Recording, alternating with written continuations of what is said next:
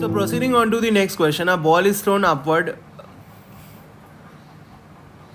A ball is thrown vertically upward. Air resistance is negligible. What is the variation of the time t of the kinetic energy of the ball?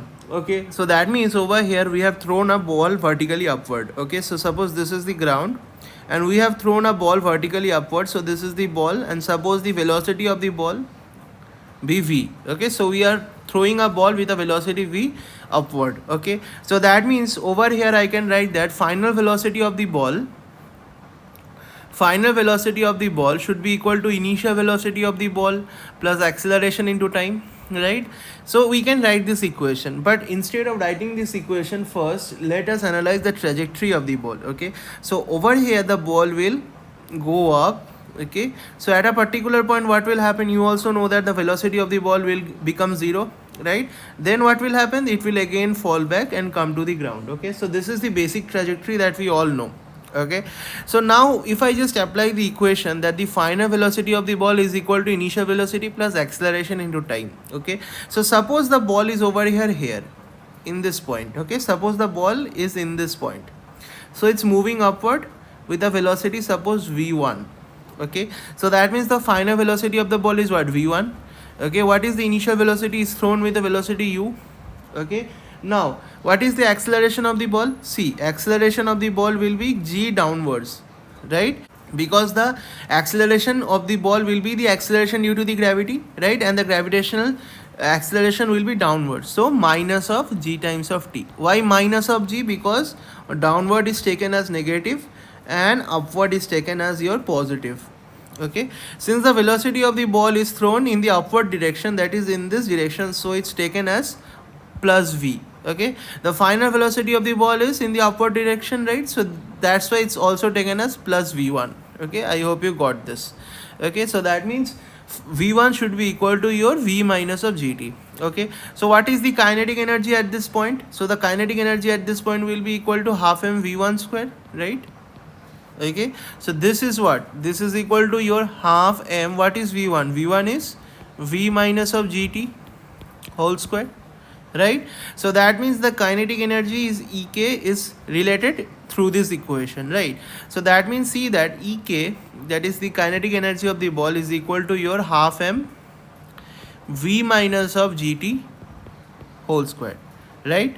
So over here I can write that ek, that is the kinetic energy, so this will be equal to your half m. Over here if I just elaborate this, so this will be equal to your g square t square minus of 2v gt plus your v square, right? So over here I can see that the kinetic energy at a particular point, suppose at this point, that is point 1, is proportional to the function of your t square, right? It's proportional to the function of t square.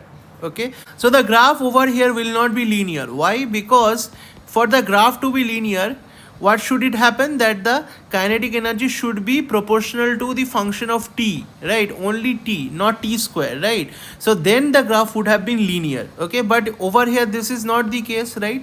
So over here, see, option number a and option number b, these are linear graphs. Okay, so over here this will not be the correct option, this will not be the correct option. Okay, now in between c and d, okay, see how will you differentiate this. Okay, so these are both 2-degree graphs. Okay, over here see that at time equal to your v by g, what will be the kinetic energy?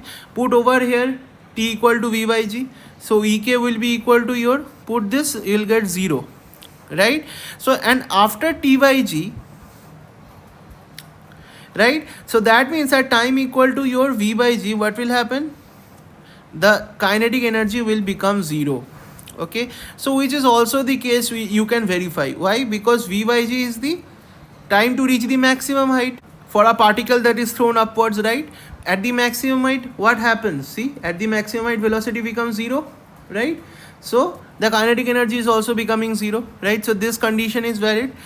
Then what will happen? Then after reaching this point, it will again come downward, so it will again come downward and back to the earth, right? So after the time t equal to your v by g, the body will again attain velocity and it will come down, it will come downward, right? So that means after t equal to your, so after t equal to your v by g, what will happen?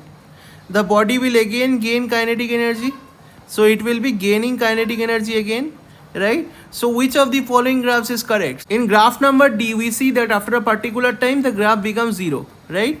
After this time, okay, and again after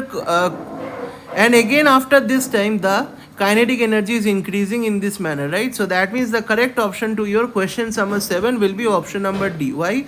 Because it's a, first of all, it's a 2-degree graph, okay. Secondly, after t equal to your v by g, the kinetic energy is becoming 0, but after that time what is happening? The kinetic energy is again increasing, right? Which is also verified from this here, okay.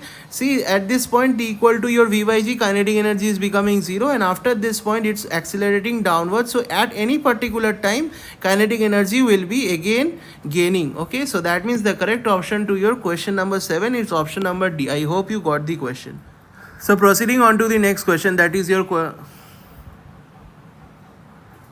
proceeding on to your next question, that is your question number 8. The tension in a horizontal spring is directly proportional to the extension of the spring. The energy stored in the spring at an extension x is E.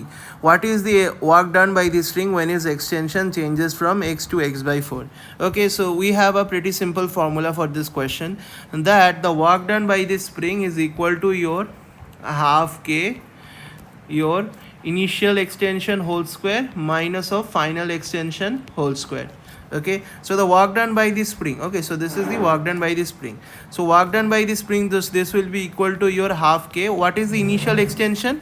The initial extension is x, right? So that means this is over here is x, okay, and over here the final extension is your x by 4. So over here, so this is square, okay, so x by 4 whole squared, okay. So this will be the work done by the spring. So the work done by the spring, so this will be equal to your half k. Over here this will be x square, and x by 4 over here, if I just multiply it with, and x by 4 whole square will be x square by 16, right?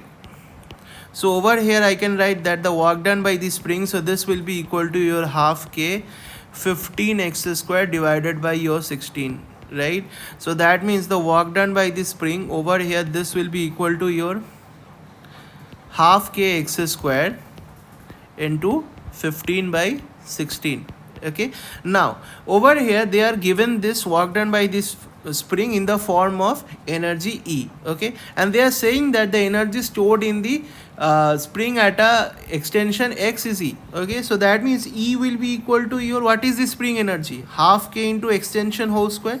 So at a extension x our energy is E, okay. So that means half k x square energy will be E, right? So that means over here I can instead of half k x square I can substitute your E. So work done by the spring, so this will be equal to your 15E divided by your 16. So the correct option to your question number 8 will be option number D. I hope you got the question.